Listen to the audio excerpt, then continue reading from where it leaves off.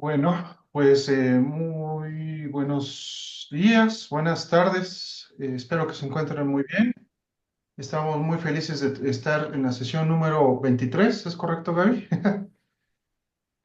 Así De es. Seminario de Medios Digitales Forenses.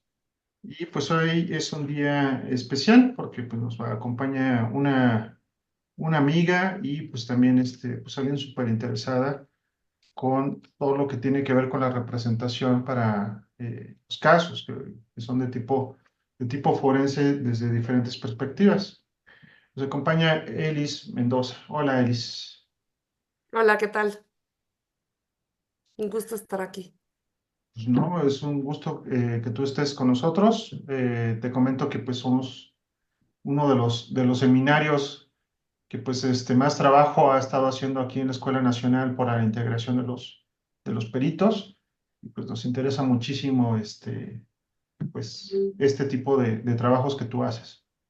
Voy a hacer una breve semblanza de Elis para que todos se den una idea de quién nos acompaña. Entonces, Elis es arquitecta, investigadora y curadora. Su práctica arquitectónica se desarrolla a partir del análisis crítico y político de los espacios y momentos de intersección de la arquitectura con los derechos humanos desde un enfoque histórico.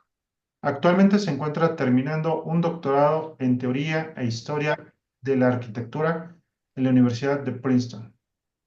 En su peritaje de arquitectura forense para el caso de Sapur Sarco, presentado en la Corte Especial de Víctimas Vulnerables de Guatemala, demostró a través de la reconstrucción de Sapur y del destacamento militar las estrategias de abuso sexual y doméstica utilizadas por los militares como armas de guerra. El caso fue investigado como crimen de lesa humanidad y ha constituido un importante precedente en el ámbito internacional.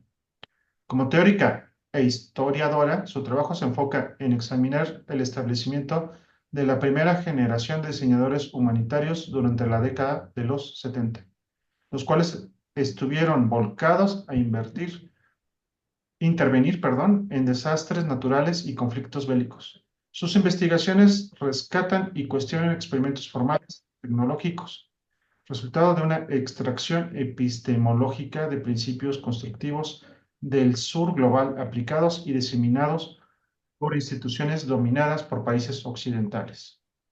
Es coordinadora de Patio Lab de la UNAM y codirectora de Representario, una agencia de investigaciones visuales con sede en México.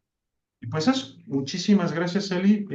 Estamos muy felices de que te encuentres aquí. Y pues adelante, los micrófonos son tuyos, tienes 40 minutos de exposición. Estaremos recabando en el chat si tienen alguna duda y al final de la exposición de Elis vamos a hacer un pequeño espacio para preguntas y respuestas. Entonces, Eli, pues este público es todo tuyo. Perfecto, muchas gracias. Bueno, pues muchas gracias. Soy Elis Mendoza y estoy muy contenta de poder estar hoy con ustedes. Mi presentación se titula Arquitectura Forense como espacio de encuentro multidisciplinario en litigios estratégicos. Y más que nada vengo a hablarles de qué es la arquitectura forense.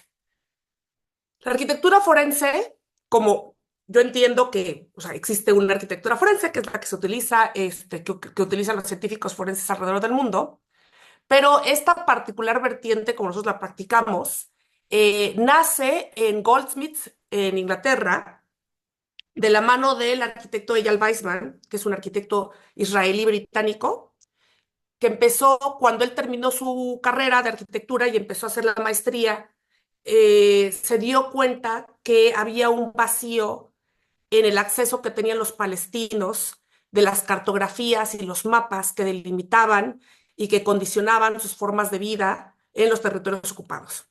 Es decir, o sea, su vida del día a día estaba totalmente afectada por la forma en que se repartía ese territorio, pero no solo sobre la tierra, sino también en el subsuelo, el agua, el aire, etcétera. Y como sabrán, todos ustedes sabrán, para estas fechas, después de ver todo lo que ha pasado en el conflicto en Gaza, pues el Estado de Israel se declara dueño del aire, dueño del agua de lluvia, dueño del subsuelo, y deja a los estados, a Palestina y a los territorios ocupados como una serie de archipiélagos. Pues Eyal Weizman empezó a utilizar la cartografía para poder hacer esta reconstrucción de cómo se vivía realmente el terreno, cómo se vivía, pero se dio cuenta que como estaba dividido en varias capas, era muy difícil realmente entender las dinámicas de poder en una geografía, y entonces empezó a hacer modelos para poder entender cómo funcionaban. Y a partir de ahí empezó esta disciplina de Forensic Architecture, que lo que busca es utilizar las herramientas propias de la arquitectura, es decir, los modelos 3D, las cartografías, este, análisis pues, de mecánica de suelos, eh, también la fijación que tiene también la arquitectura con la escala pequeña de cómo vive la gente, cómo habita, estudios de la ciudad, etcétera, para poder ponerlos al servicio de estudiar violaciones de derechos humanos. Entonces, por ejemplo, aquí tenemos una reconstrucción de un ataque dentro de una iglesia y entonces lo que tenemos, ¿no? Es a partir de un croquis de una persona que había estado ahí antes de que la iglesia fuera demolida, se empieza a trabajar un 3D y luego se lleva a la escala de un mapa satelital y se empiezan a encajar las piezas para también poder corroborar. Entonces, en este momento, o sea, hace el 2010, Forensic Architecture se convierte en un programa en Goldsmiths y empieza a reclutar gente de todas partes del mundo, que al terminar el máster, porque es un máster, pues se quedan trabajando en el laboratorio y empiezan a desarrollar una práctica con fondos de la Unión Europea y a partir de ahí empiezan a desarrollar investigaciones que se presentan en foros internacionales. Tiene la clasificación de ONG y hoy en día ya no se queda como solo la escala arquitectónica, sino también está preocupada por defensa del territorio, conflictos, brutalidad policial, violencia medioambiental, que vamos a hablar un poquito más adelante de eso, de ese cambio de escala, pero también como que cambio de materialidad. Y pues básicamente nos dedicamos a ser un punto de reunión de diferentes disciplinas, de científicos, de artistas y también de humanistas de diferentes disciplinas para crear un espacio donde juntos podamos desarrollar nuevas metodologías y técnicas de análisis espacial y arquitectónico. Entonces, las metodologías que utilizamos, digo, estas solo son algunas, pero son las que utilizamos más seguido. Modelado 3D, análisis de audio, regresión cartográfica, minería de datos, trabajo de reconocimiento en campo, dinámica de fluidos, geolocalización, complejo de imágenes, desarrollo de software, machine learning, OSINT, que es la inteligencia de fuentes abiertas, análisis de patrones, fotogrametría, teledetección, simulaciones, testimonio situado, sincronización y realidad virtual. Y quiero explicar un poco las metodologías y la evolución de esta práctica a través de tres momentos, de tres proyectos. Yo estuve en uno, no he estado en los otros dos, pero me parecía que era la forma como más clara de explicar por qué desde la arquitectura y por qué la arquitectura se puede volver ese espacio de conjunción donde las demás disciplinas se pueden encontrar y desarrollar cosas nuevas. Entonces, este proyecto va sobre un ataque de drones en áreas tribales de Pakistán. Es muy raro que en áreas tribales pakistaníes haya información sobre ataques de drones o ataques de naciones extranjeras, porque normalmente estas áreas están muy aisladas normalmente estos videos y estas informaciones no viajan. Pero en marzo de 2012 hubo un ataque en Mirashan, al norte de Afganistán, en Pakistán, y alguien tomó una serie de videos y logró sacarlos de contrabando a través de cordones militares y finalmente llegaron a Estados Unidos de la mano del noticiero de MSNBC. Y entonces estas imágenes empezaron a circular en los medios de manera masiva sobre esta escena de un ataque que había sucedido unos días antes. Entonces, los arquitectos de Forensic Architecture se dedican, por una parte, a hacer minería de datos e investigación de fuentes abiertas y a reunir las imágenes de NBC, pero también de todas esas imágenes que ya estaban circulando, que aparentemente habían sido más, que habían sido soltadas en la red, empezar a reunir todas esas, tratar de hacer un compuesto de imágenes. Este es un compuesto de imágenes para entender un poquito más de dónde estábamos hablando, de qué tipo de destrucción estábamos hablando y de qué había pasado. Y a partir de ahí poder empezar a hacer una hipótesis de qué tipo de ataque estábamos hablando. Ahora, ¿por qué esto es importante? Porque hasta este momento Estados Unidos negaba absolutamente que hubieran ataques de drones sobre áreas tribales. Y el problema aquí era que la resolución, por una cuestión de privacidad, la resolución satelital era de 55 50 centímetros, ¿no? Que es el ancho de los hombros normalmente. Entonces, ¿por qué 50 centímetros? Porque ahí desaparece la gente. Y entonces puede brindar privacidad a las personas, mientras de todos modos puedes fotografiar las ciudades. Pero lo que esto también hace es que así como se van desarrollando una serie de medidas para resguardar a las personas de estas tecnologías que se van creando, también se hacen tecnologías para pasar por debajo de esas detecciones tecnológicas. Entonces, ¿qué es lo que pasa? Que los drones los empiezan a hacer con un área de impacto menor a 55 centímetros. Eso quiere decir que si el misil del dron, el misil que suelta el dron, es de 30 centímetros, desaparece ante los ojos de una imagen satelital. Por eso era tan importante que de repente existieran estas imágenes. Entonces aquí lo que se empieza a hacer es esta composición de imágenes. Luego empezamos a buscar también de NBC, empezamos a hacer un image stitching para poder más o menos entender cómo es el espacio de adentro y ver por dónde cae el misil. Déjame ver si se ve mi cursor. No, ¿verdad? Bueno, entender por dónde cae el misil, empezar a poder ubicar esto en un espacio. Como sabemos más o menos la hora, porque habían testimonios de la hora en la que había pasado esto, y testimonios en el video, ¿no? Y tenemos una sombra, y tenemos unas imágenes, las que había enseñado antes, de una casa por fuera, se empieza a hacer, empezamos a poder tener más o menos una idea de la localización en donde puede estar, por lo menos en la región, y podemos empezar a hacer una recreación en 3D de dos diferentes cosas. Por un lado, qué tipo de arma y cuál fue la forma de atacar. Y por otro lado, poder llegar a encontrar el punto geográfico donde fue ese ataque para probar que efectivamente fue en un área protegida. Entonces, ¿qué es lo que pasa? ¿Qué historia nos cuenta esta foto? Por un lado tenemos el orificio del techo, tenemos la caída, pero también empezamos a localizar una serie de impactos en las paredes que nos hablan de una fragmentación del misil que cayó. Y a través de eso es que vamos a empezar a hacer esa reconstrucción. O sea, primero vemos los impactos, cuadramos a qué altura detonó, entonces sabemos que es un misil que fue hecho para penetrar primero el techo y explotar una vez ya dentro del techo para poder pasar por debajo de esa mirada satelital de la que estábamos hablando. Pero por el otro lado, una vez que empezamos a hacer esto, empezamos a notar que el espacio que dejan, el espacio negativo que dejan estos pequeños impactos en los muros, pues parecen ser siluetas de personas. Y entonces también podemos empezar a hacer una teoría de qué fue lo que pasó ahí y a quién estaban tratando de atacar.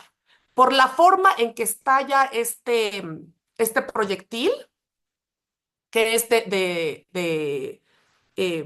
¿cómo se llama? De explosión retardada, empezamos a poder inferir que se trata de un Romeo Hellfire 2 AGM-114R. Es un tipo de misil muy específico que también se negó mucho tiempo que se utilizara para este tipo de ataques, que también ataques inexistentes se supone.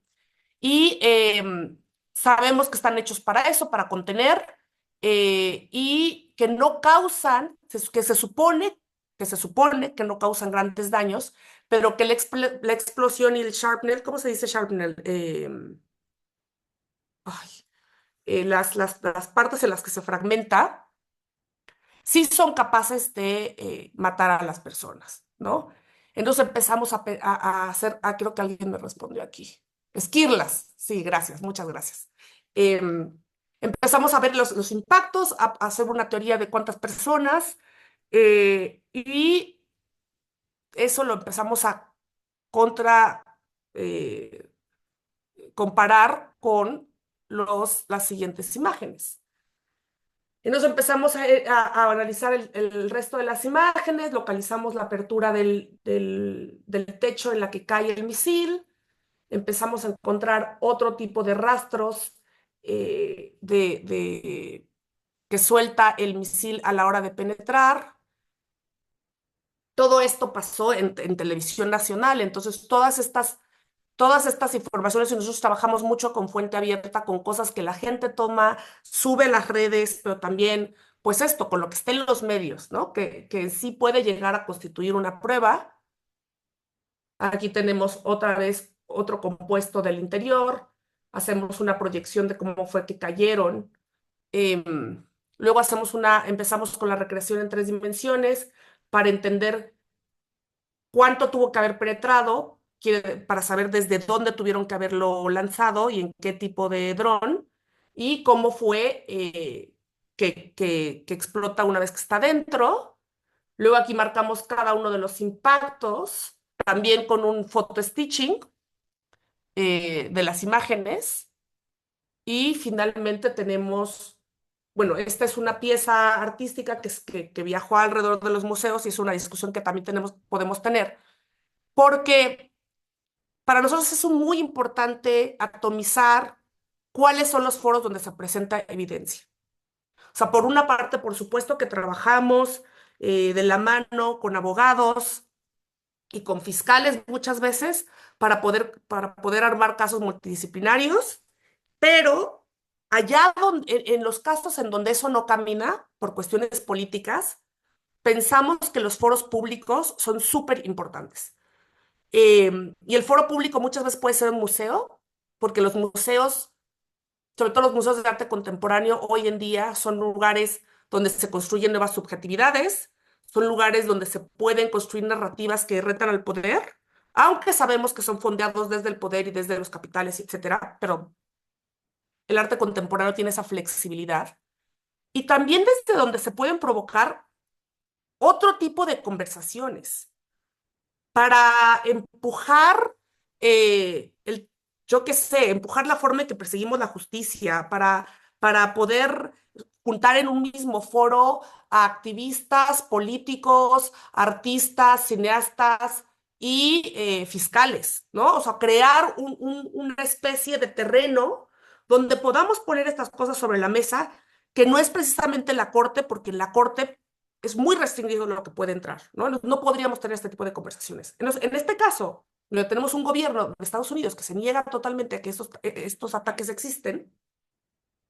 Obviamente no lo íbamos a poder llevar a una corte. Sabemos que esas cosas no van a pasar, pero lo podemos llevar a la corte de opinión, que son los museos, los medios masivos. Se presentó en Al Jazeera, se presentó en un montón de noticieros, viajó por todas partes. Esta pieza estuvo en el MOAC también aquí en México. Y entonces creo que también crea una especie de conciencia sobre cómo mirar a través de las nuevas tecnologías. Hoy en día, que la gente todo el día está consumiendo imágenes vía Twitter, vía Facebook, vía TikTok, o lo que sea, o vía satelital. Hay gente que se dedica como a hacer paseos a través de imágenes satelitales, etcétera. Saber uno qué es lo que significa que yo como persona tome fotos y las suelte en ese mundo digital donde van a ser compartidas, utilizadas, etcétera. Pero también qué significa ver, ¿no? O sea, ver la violencia. Perdón, creo que hay una pregunta, pero no la puedo ver. Bueno, porque hay, sobre todo en casos que implican eh, potencias mundiales, es muy difícil que estos casos sí caminen. O sea, pueden tardar 15 años y que nunca se acepte que se abra la investigación. Lo digo porque creo que nosotros hemos contribuido como en veintitantas peticiones de investigación a la Corte Internacional y muchas de ellas simplemente no van a caminar, ¿no? O sea, por ejemplo, en el caso de Irak, lo que se terminó haciendo, no fuimos nosotros, no tenía nada que ver con arquitectura forense, pero se terminó siendo una especie de, de juicio eh, como simbólico, que también pasó en Sepur Sarco, que también vamos a hablar de eso en un momento, una especie de juicio simbólico donde pues había que crear el espacio para hablar de lo que había pasado y que por lo menos quede registrado en la historia y le dé cierta, cierta forma de cerrar y de sanar a las personas que estuvieron involucradas, si la vía de la justicia, por lo menos por el momento, no lo permite. Yo nunca descarto que esto no se pueda hacer en 20 30 años, pero que por lo menos haya una vía para reclamar públicamente que están sucediendo estas cosas.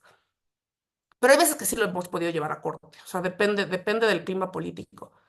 Y podemos hablar del caso de Gaza también, si quieren. El segundo proyecto, que igual y lo han visto, también creo que se difundió durante muchos medios, es la tortura en la prisión clandestina de Saint Naya. Ay, le falta una L. Bueno, em, pero y en este caso vamos a hablar sobre todo de lo que es testimonio situado. Ahora, sabemos perfectamente que hay muchas otras disciplinas que utilizan las reconstrucciones a partir del testimonio, pero lo que nosotros estamos tratando de hacer en el testimonio situado son dos cosas. Uno, sí hacer una reconstrucción de hechos a partir de las memorias de las personas que estuvieron ahí, que sufrieron las violencias, pero también la segunda es abrir espacios donde podamos detectar el trauma y el olvido y lo que provoca la tortura o los eventos traumáticos en la forma en que entendemos el espacio, porque sabemos que hay una distorsión que ocurre, ¿no? Normalmente esto podría ser desestimado y decir, bueno, entonces no constituye una prueba. El trauma no, o sea, una persona que ha sufrido un trauma, su testimonio no puede constituir una prueba, porque sabemos que va a tener estas deformaciones.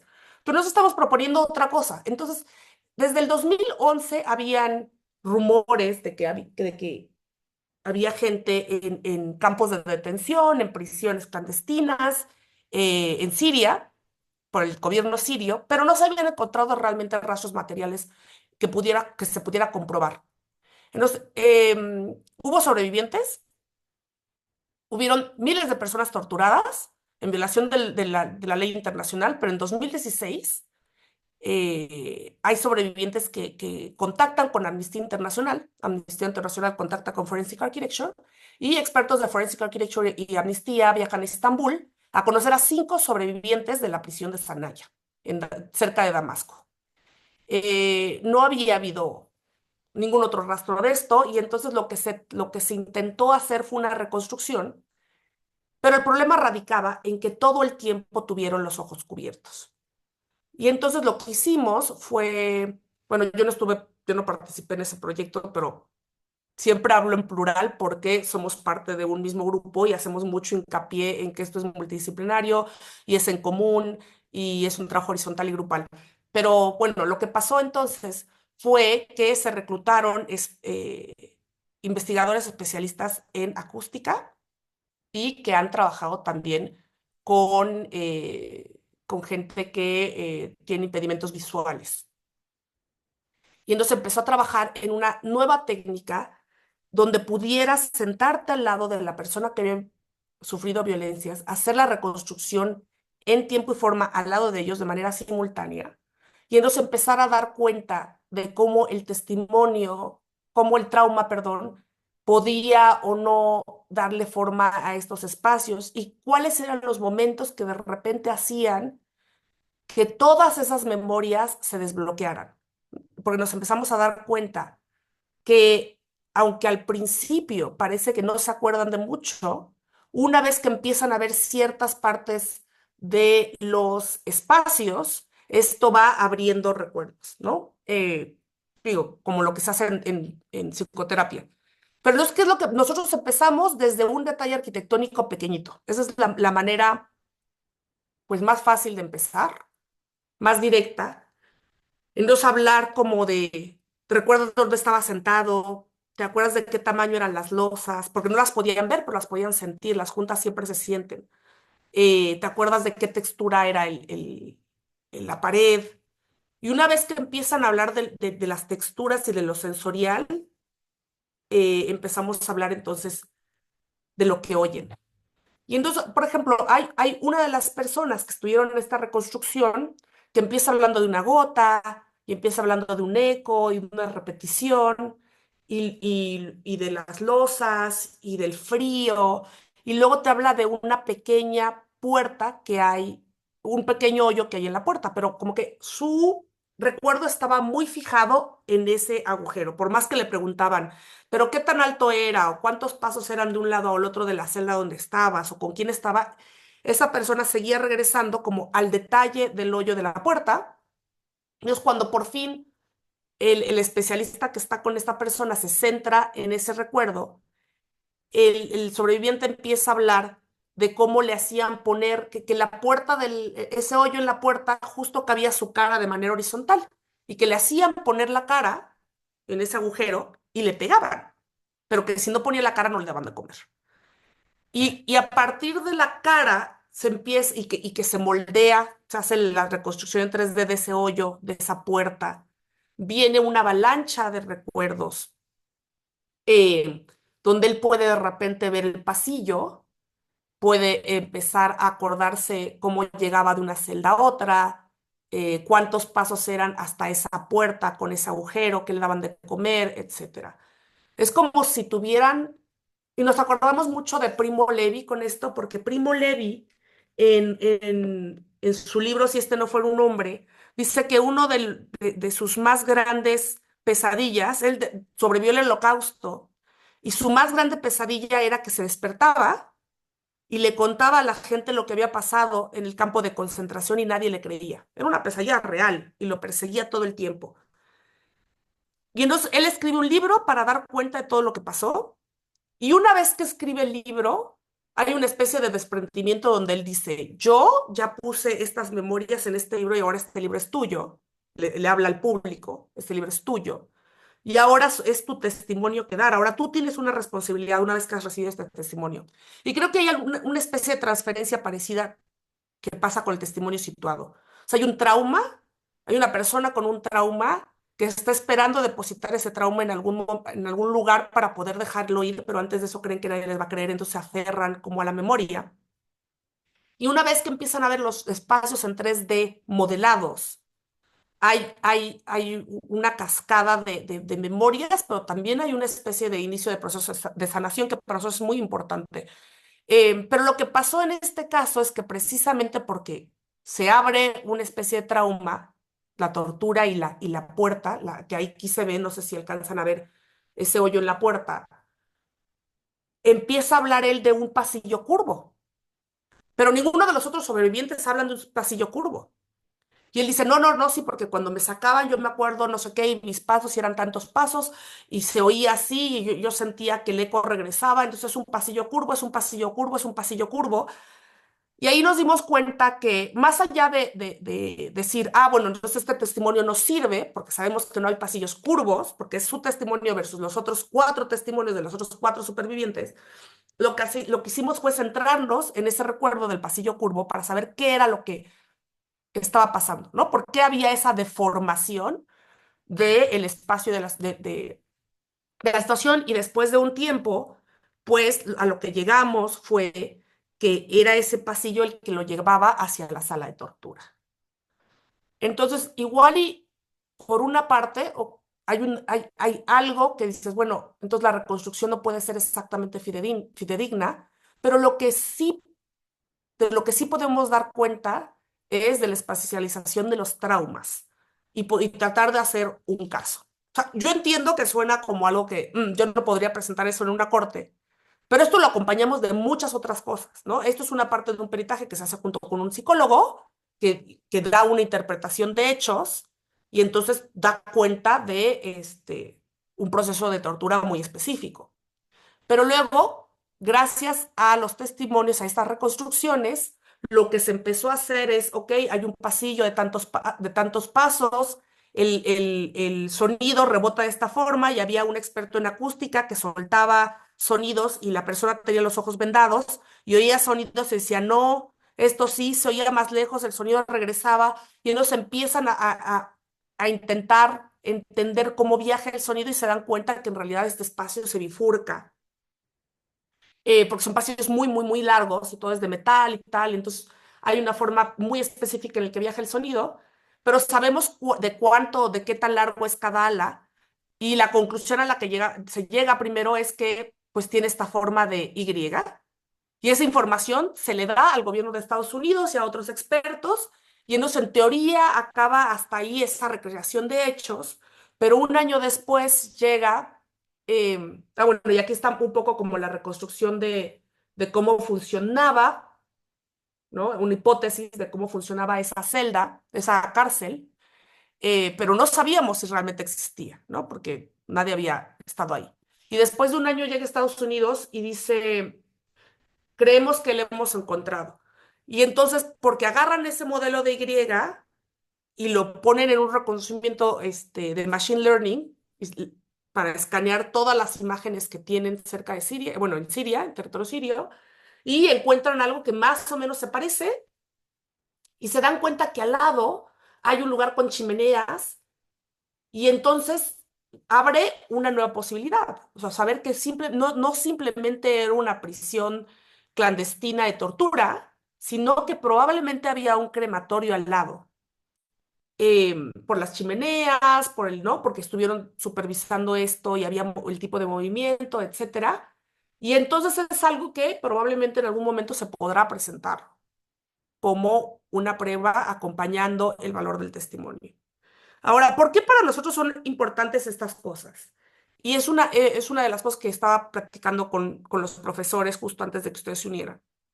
Porque entendemos a Forensic Architecture, o sea, FA, la agencia en la que trabajamos o con la que trabajamos, em, no se entiende como una agencia forense en el sentido de lo puramente científico, sino también forense como lo del foro, ¿no? Como ese foro donde los especialistas hacen hablar a los objetos. Y los foros, como ya discutimos, pueden ser múltiples. Entonces, otro de los lugares desde donde operamos es desde la academia.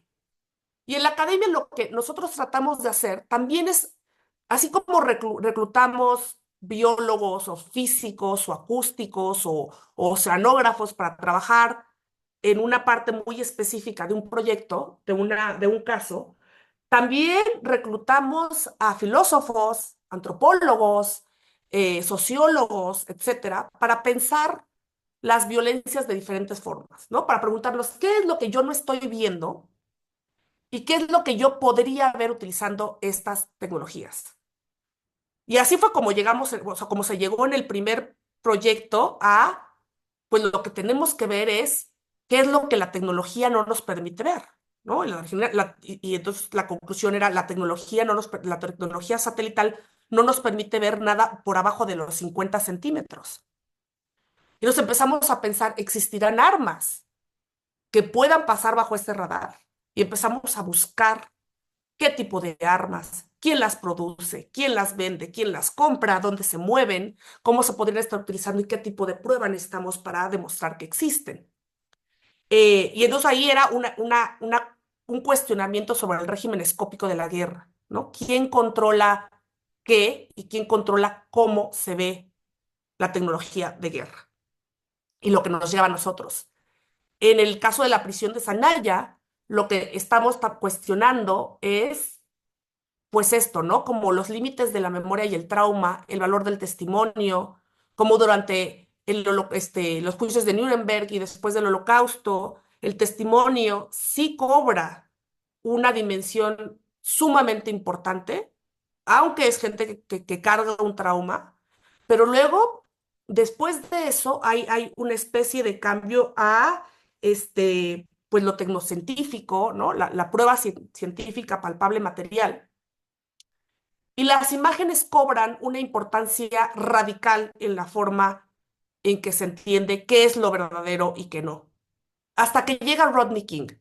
Y en Rodney King hay un video de policías pegándole una paliza a un hombre y de repente, después de un juicio, te das cuenta que hay dos lugares viendo dos cosas totalmente diferentes.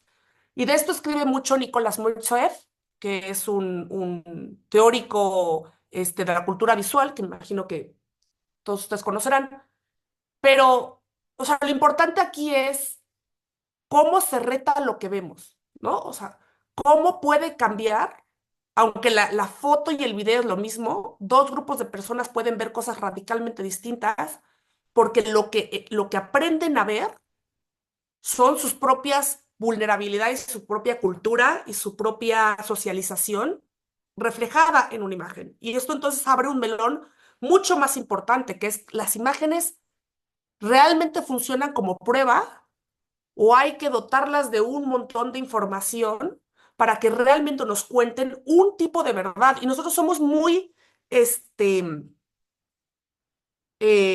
nos fijamos mucho en en esta idea de que hay tipos de verdad, ¿no? O sea, las verdades se construyen y se construyen a partir de la historia y de los bandos y de las pruebas, pero las pruebas se pueden hacer hablar, como hacían los griegos. Entonces, ¿qué quiero decir con esto? Rodney King. La mitad de la gente que veía esto era negra y entonces pensaba que lo que estaba viendo era la brutalidad policial de toda la vida, los linchamientos modernos en que los policías legalmente podían caerle a palos a una persona sin ningún tipo de consecuencia, con ningún otro tipo de motivo más que el racismo, mientras la gente blanca veía una serie de policías defendiéndose de un peligro inminente. Y desde entonces lo hemos visto una y otra vez. Tamir Rice, ¿no? O sea, un niño de 16 años o 15 años muy alto, pero entonces que le dispara a un tipo en Miami y el tipo dice, es que era una amenaza. Y la mitad de la gente le da razón y la otra mitad de la gente dice, era un niño. Pero el blanco no veía un niño, veía una amenaza y veía un hombre negro muy alto, muy grande, y la población afroamericana veía a un niño criminalizado, indefenso, y veía la repetición una y otra vez de un trauma, pues de un grupo, ¿no? De un grupo minoritario que tiene que vivir con esto todos los días. Entonces, las imágenes no son suficientes y sabemos eso. Y por eso es que nos gusta como tener un pie en diferentes disciplinas, pero también poder volvernos a ese punto de encuentro. Y explico todo esto por el siguiente caso, que es Sepur, em, donde se acerca una ONG de mujeres, liderada por mujeres, que se llama Mujeres Construyendo el Futuro y que están trabajando con un grupo de mujeres que sufrieron violencia sexual y doméstica. Y entonces, la tarea es difícil porque es un crimen del que ya han pasado 30 años. Hay mujeres que ya se han muerto. Llevan 30 años sin hablar de esto porque la violación, nosotros primero pensamos que era porque la violación es algo que se vuelve muy vergonzoso, ¿no? Sobre todo en comunidades pequeñas. Pero conociéndolas nos dimos cuenta que no solo era la violación, sino el abuso doméstico para ellas era igualmente importante porque las habían obligado a darle de comer a los militares a expensas de que comieran sus propios hijos. Y eso para ellas era como mucho peor que la violación sexual porque era parte de lo que su rol era dentro de su comunidad. Su rol dentro de su comunidad era cuidar de sus hijos, era hacer de comida para la comunidad, era, ¿no? O sea, cuidar ese bienestar. Y eso fue precisamente lo que los militares erosionaron. Además de que la violación sexual, por supuesto, que es absolutamente terrible, pero en el nivel de comunidad esto era lo que era más importante. Entonces, ¿cómo armar un caso que por una parte cuente esta idea de violencia lenta de Rob Nixon, ¿no? Donde nos dice, bueno, hay violencias imperceptibles y que pasan a través de mucho tiempo, en donde se une la violencia sexual y doméstica a la violencia sobre la comunidad, a la violencia sobre la selva como una región que es parte de la cosmogonía indígena. Y entonces empezamos a trabajar primero, pues haciendo una serie de levantamientos con LiDAR y reconstrucciones de nubes de puntos para poder tener, estas son eh, Musgraves. Ay, perdón, esto me pasa demasiado. Em, ¿Cómo se dice Musgraves en español? Fosas comunes. Ok, entonces estas son excavaciones de fosas comunes que estaba haciendo un antropólogo forense que fue entrenado que se llama Freddy, que fue entrenado por el equipo de antropología forense argentino. Y entonces nosotros vamos con ellos, ahí sí ya este es el caso en el que yo estoy más involucrada. Vamos, empezamos a buscar rastros de fosas comunes. Bueno, él empezó a buscar rastros de fosas comunes, nosotros vamos buscando árboles de aguacate. ¿Por qué? Porque empezamos a hablar con las familias que están alrededor y nos dicen que habían rastros de pueblos que ya habían desaparecido, nos empiezan a dar el contexto de la guerra, del conflicto. Empezamos a hablar con antropólogos y con historiadores y con geógrafos y hacer un estudio comparativo de distintos momentos y de qué era lo que ya no estaba ahí para poder también ligar esas violencias, no solo al actuar de los militares, sino para entender quién movía a los militares, ¿no? O sea, en qué momento, por ejemplo, se crean los grandes tenedores de tierras, en qué momento se expulsa a Chiquita, que era la United Fruit Company, y se da paso para estos grandes terratenientes que ahora siembran palma africana, que es un negociazo, ¿no? Y que siembran monocultivos y que siguen siendo los culpables del despojo hasta el día de hoy de las tierras de las comunidades indígenas. Porque esta parte del conflicto empieza con el INTA y con el registro, o sea, con la posibilidad que da el presidente Arbenz de que las comunidades reclamen la propiedad de las tierras que trabajan. Y ahí es donde los terratenientes eh, pues, y Estados Unidos, porque tienen, la United Fruit Company es dueña de muchos de esos territorios, pues es cuando explotan y hay un conflicto armado, ¿no? Extremadamente encarnecido y sangriento.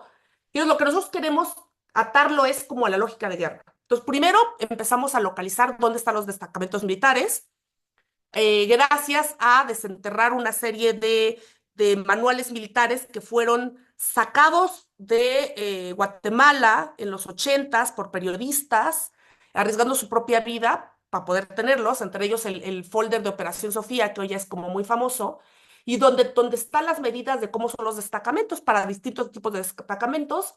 Empezamos a buscar imágenes aéreas de los setentas, ochentas, noventas y tratar de localizar estos destacamentos. Luego vamos por los planos rurales de cómo está la repartición de tierras y empezamos a ver que muchos de estos destacamentos están dentro de las tierras de estos grandes propietarios, de estos que se van a convertir después en grandes propietarios de monocultivos.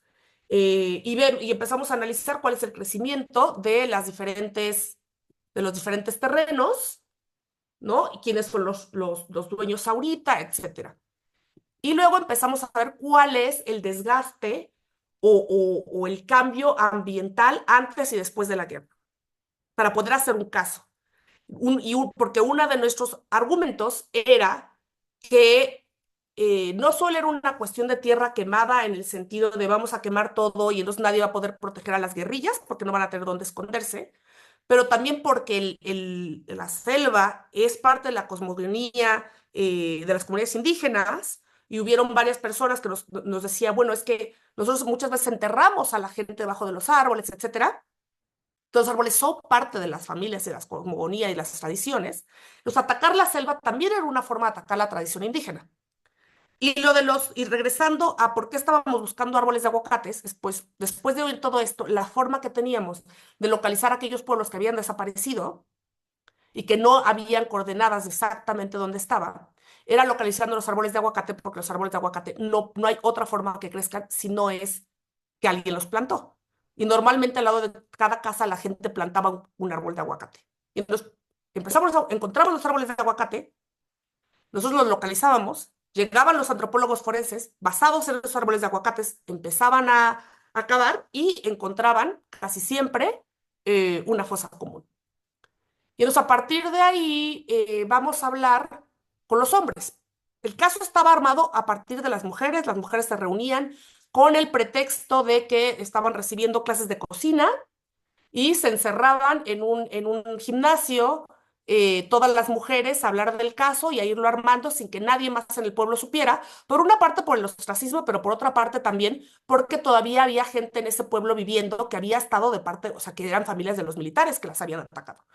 Y los hombres nunca fueron incluidos en todo este proceso.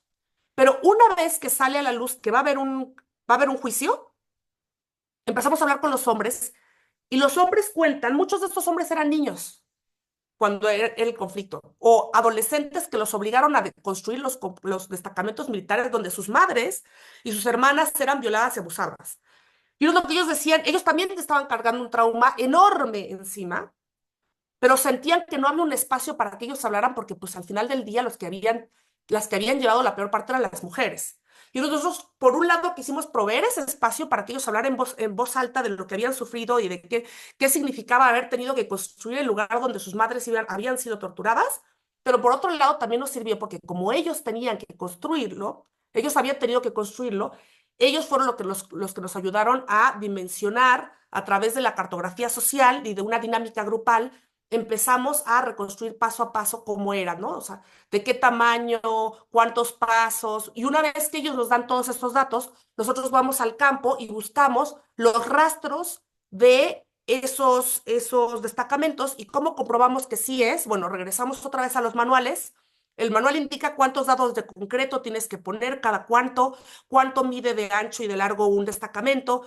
Y entonces vamos a buscar, según sus propios testimonios, en lugar de los hechos, buscamos los dados, encontramos los dados, empezamos a localizar cada uno, nos damos cuenta que coinciden exactamente con las dimensiones de los manuales.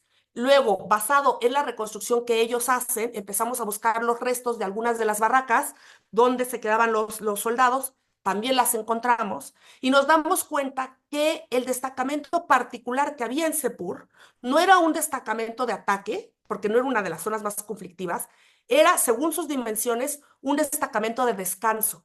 Eso quiere decir que mandaban a los soldados ahí entre misiones. Y lo peor de todo, lo más cruel de todo, es que a la conclusión que llegamos era que una de las prestaciones que les daban para su descanso y disfrute era el poder abusar de las mujeres que estaban en el destacamento militar. Por eso se las llevaban, porque en otros destacamentos no había tanta presencia femenina. Y esa era una de las preguntas que nos hacíamos, como, ¿por qué en este destacamento, acá, ¿no? O sea, en contraste con los otros, había, hubo tanta presencia femenina? ¿Por qué se robaban las mujeres? ¿Por qué las obligaban a estar aquí? ¿Qué era lo que pasaba? No puede ser que solo era para que lavaran su ropa, ¿no? Había algo que no cuadraba del todo. Hasta que buscando en varios de los manuales encontramos la mención a este tipo de destacamentos de descanso y empezamos a armar esa teoría de que en realidad a las mujeres las estaban ofreciendo como botín de guerra para sus propios soldados. Y una de las cosas que también utilizamos para trabajar con las mujeres fueron estos como recorridos psicogeográficos, donde ellas dan cuenta, las que pueden huir de los destacamentos, cómo durante 7 años recorren la selva, primero con sus hijos, y los hijos se van muriendo porque se mueren de hambre, porque los van atacando, y uno a uno van cayendo.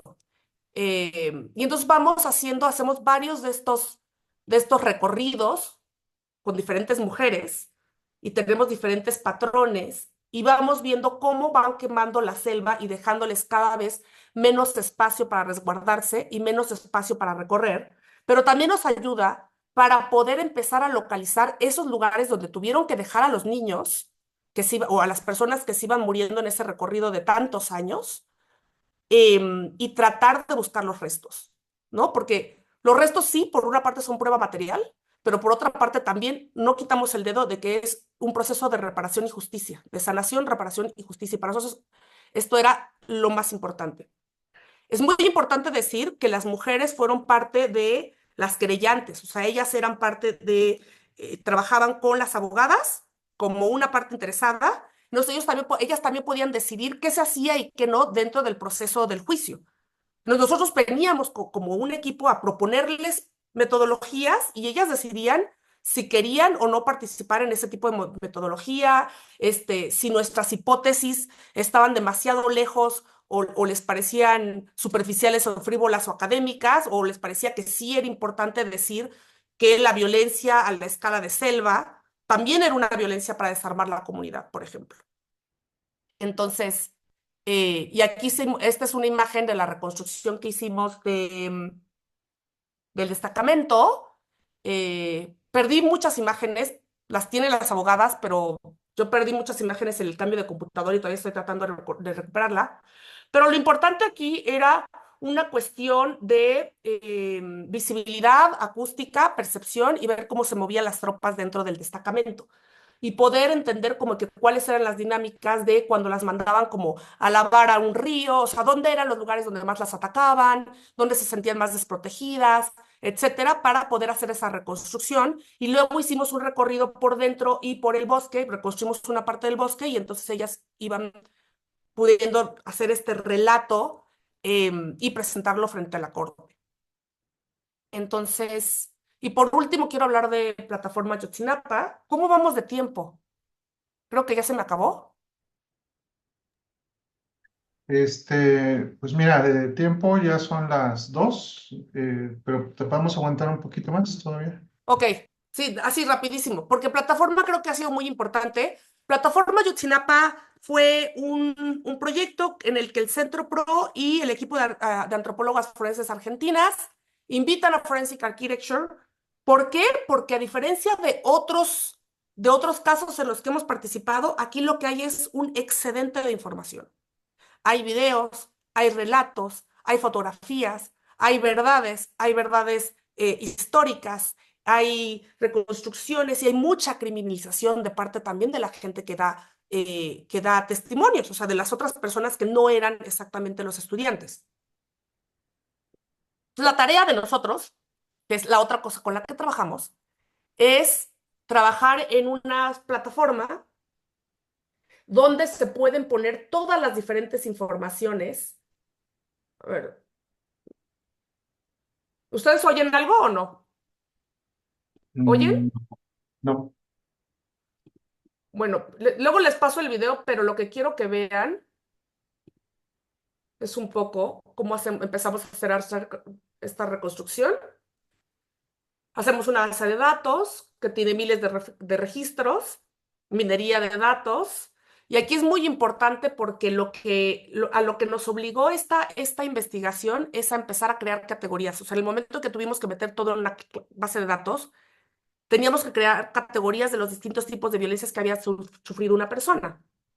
Entonces, por ejemplo, una de las violencias a las que llegamos fue violencia en contra de la verdad.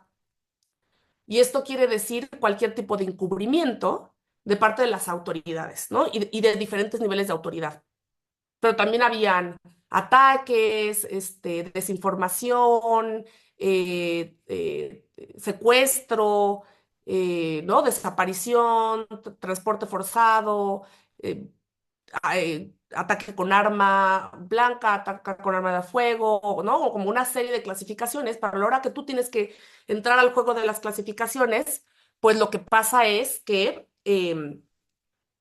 pues eso, tienes que empezar a pensar qué hacen esas clasificaciones, esas categorías de violencia y si te sirven para hacer esta especie de narrativa sobre una violencia estructural, ¿no? Porque aquí no solo se trataba de exactamente los hechos que pasaron ese día, se trataba de cómo hubo gente que les cerró la puerta a los estudiantes que venían heridos en la calle, cómo un doctor no les dejó entrar a una clínica, cómo un general, ya sabiendo que los estaban matando, entra a uno de esos un hospital donde se habían resguardado los estudiantes y les dice se lo merecen, cómo los avispones también los atacaron, es algo de lo que hablamos poco, ¿no? O sea, como que todos los niveles en los que la verdad eh,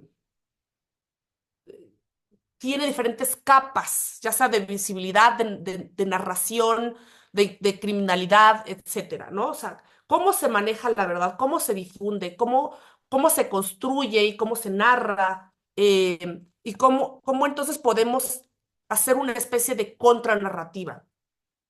Entonces, no solo hacemos reconstrucciones para plataforma Yotzinapa a nivel 3 dimensiones para que se pueda ir siguiendo la forma en que recorrieron los estudiantes ese día de los hechos y poder localizar, ¿no? ¿Quién era Policía Federal? ¿Dónde estaban los soldados? ¿Dónde estaban los avispones? ¿Dónde estaban los narcotraficantes? ¿Dónde estaba cada una de esas personas? ¿Con quién tenían? Tú puedes, esta plataforma está en línea y la pueden utilizar y ustedes pueden ver, pueden decir, yo solo quiero saber quién se estaba llamando por teléfono y pueden aislarlo. Yo solo quiero saber si hubo interacción entre los militares y la policía y aislar eso. O quiero ver cómo funcionó como todo ese teatro macabro de diferentes agentes coordinándose para poder llevar a cabo ese tipo de ataque. Hay una línea del tiempo en la parte de abajo, que no sé si la ven. También puedes ver como que cómo fue sucediendo esto a lo largo del día, pero también ahí dice 3 meses y 3 años, porque también no termina el día que terminan los hechos, sino el basurero, la verdad histórica, las diferentes versiones, etcétera. Esto necesita una actualización, porque lo hicimos hace mucho tiempo y han surgido, pues, otras verdades desde estos nuevos gobiernos, ¿no? Pero entonces, ¿por qué fue importante plataforma Yotzinapa? Lo que hicimos fue procesar toda la información, incluyendo los informes del GIEI, pero todo lo que ya había afuera. Em, Nos han dicho que la plataforma ha funcionado muy bien y que la siguen utilizando como método de investigación. Porque como ya hemos estado platicando, para nosotros las recreaciones en 3D, la minería de datos, el análisis fotográfico, el análisis fotogramétrico, las nubes de puntos, todas esas cosas no son representaciones de teorías, sino que son herramientas de investigación. O sea, nos sirven para probar hipótesis. Hemos hecho algunos donde nos sirve para ver si había un ángulo de visión entre un ataque de un militar hacia un defensor de derechos humanos palestino. Nos sirven para saber si el recuento de la policía de no, pues yo no vi que los estaban atacando, por ejemplo, en este caso, puede ser factible. Nos sirven para saber si tendrían que haber muchos más actores de acuerdo a lo que estaban diciendo o no.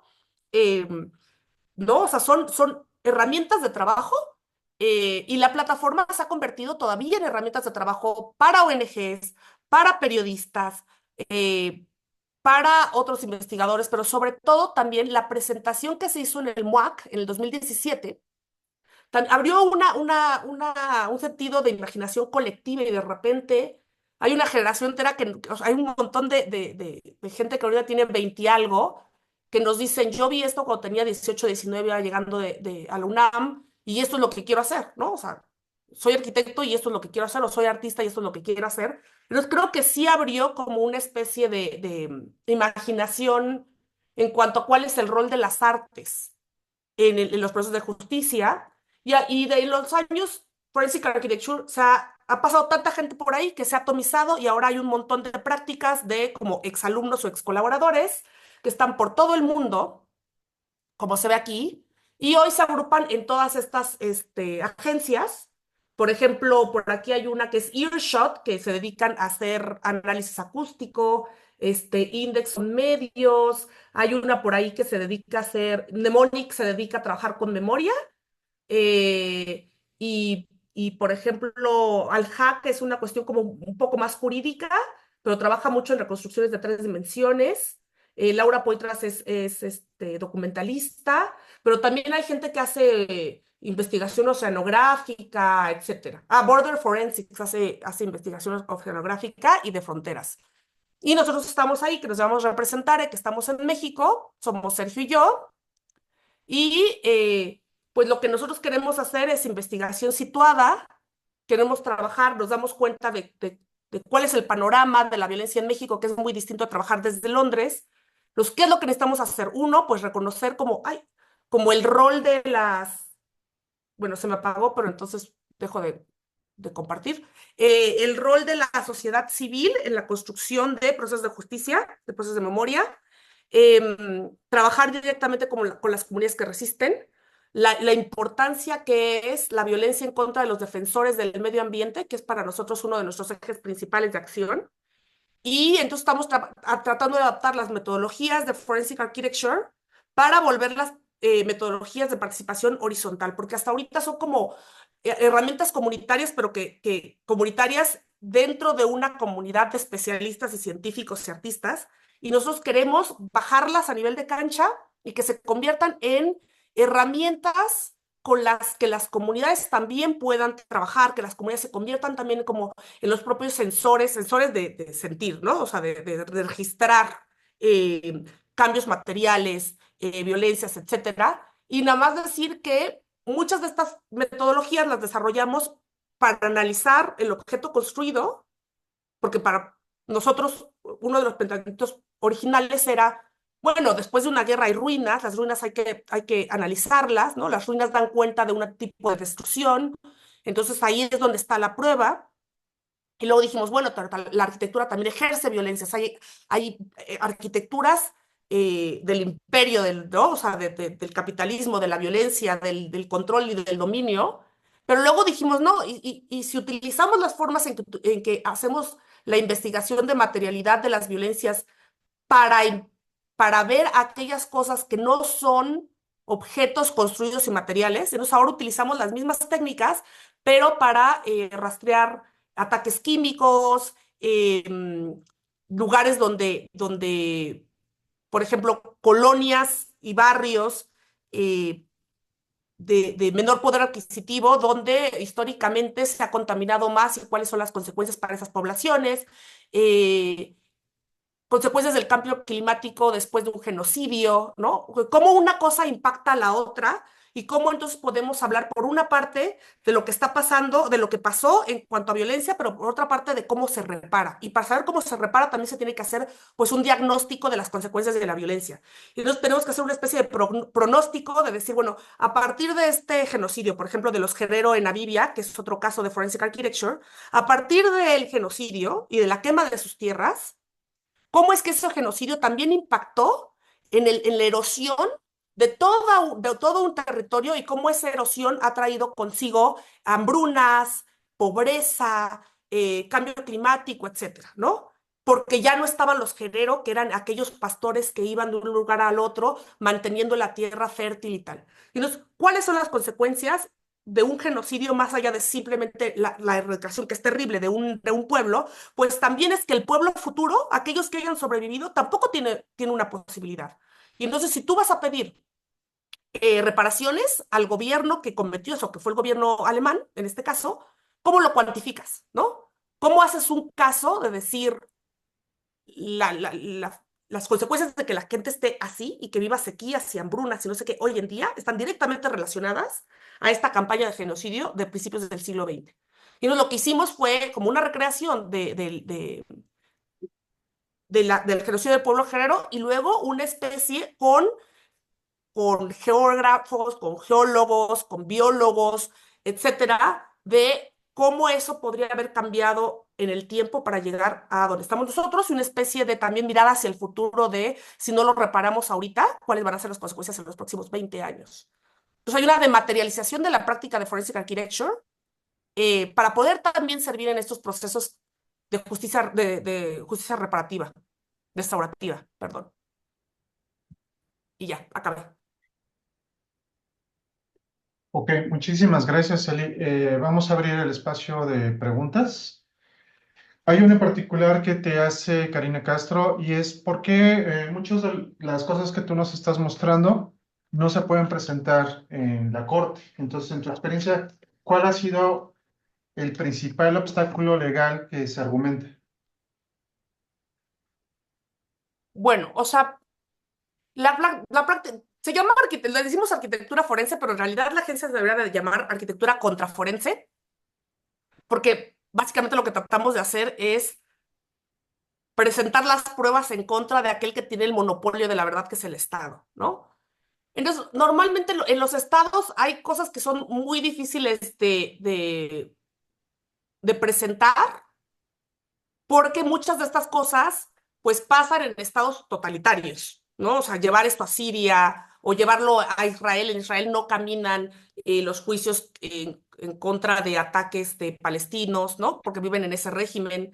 Aquí es, si es en contra de un militar y tal, es sumamente difícil porque no tienes acceso a la información, ¿no? O sea, claman seguridad nacional y hasta ahí está. Pero donde sí podemos hacerlo es en los foros internacionales, o sea, Corte Interamericana,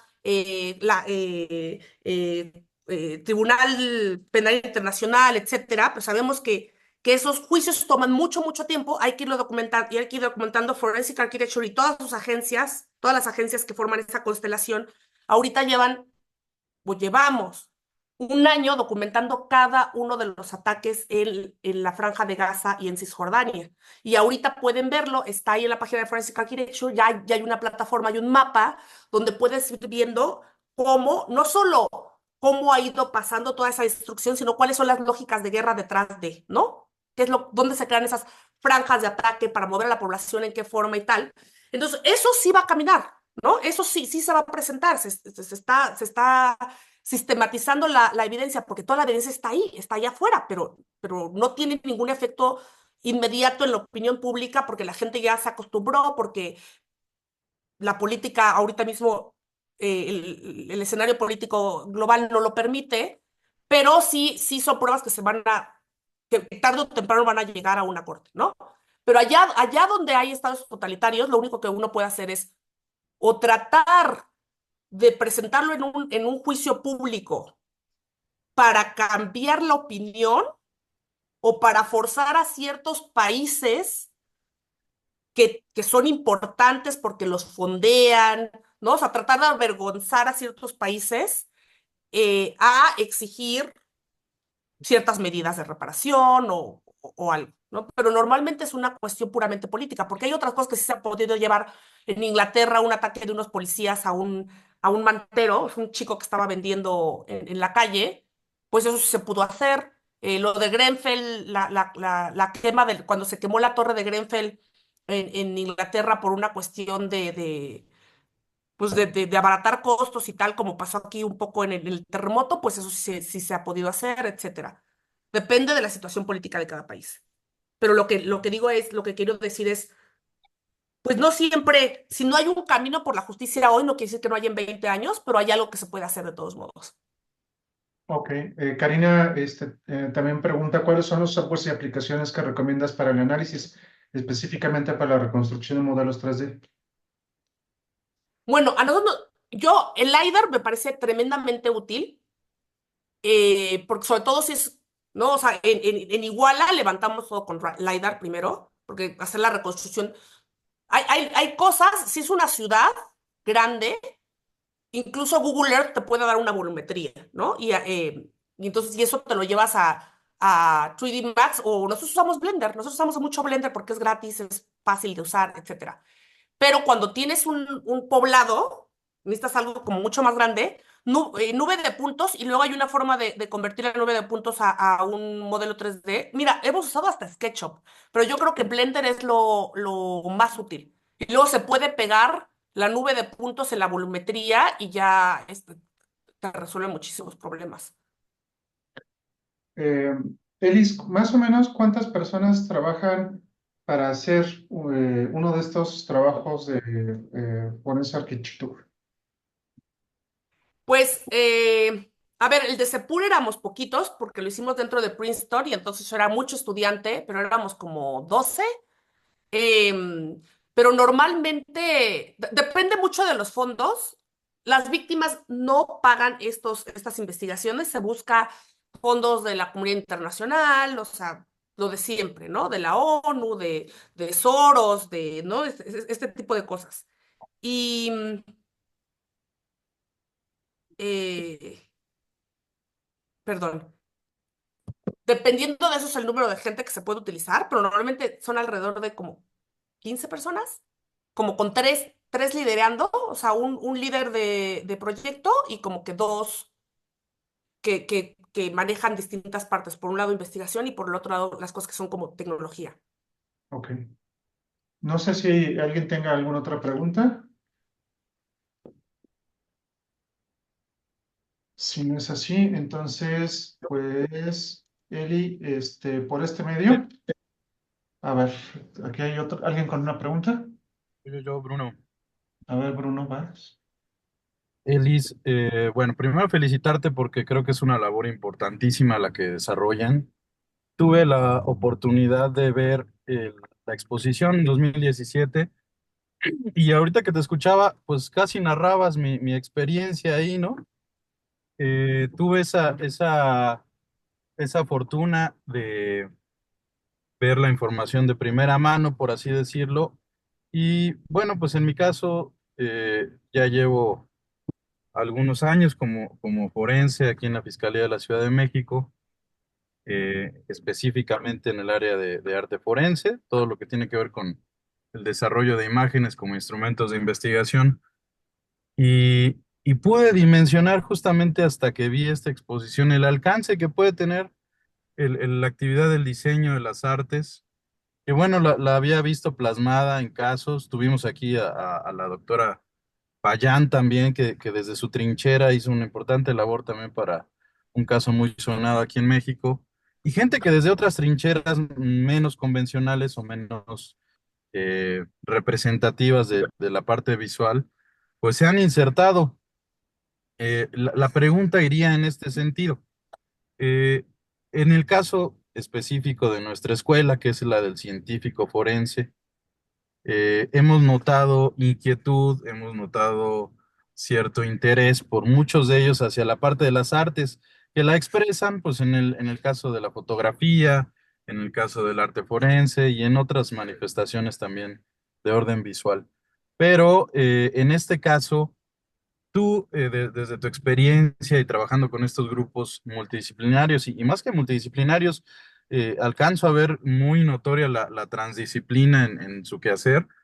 ¿Cómo podría funcionar el perfil de un científico forense bueno, pues cada vez va ampliando sus horizontes? Aquí tenemos a Karina Castro, que está en el área de análisis de contexto de la Fiscalía General de la República, y han ido abriéndose campo los científicos forenses en nuestro país, pero bueno, ¿cómo extrapolar este perfil del científico que se vuelve como un generalista del sentir forense, de las distintas disciplinas forenses, que tiene esa visión de investigación integradora? ¿Cómo podría sumarlos a este tipo de trabajos o cómo pueden acercarse a ti para poder pues explorar esta parte de la investigación forense?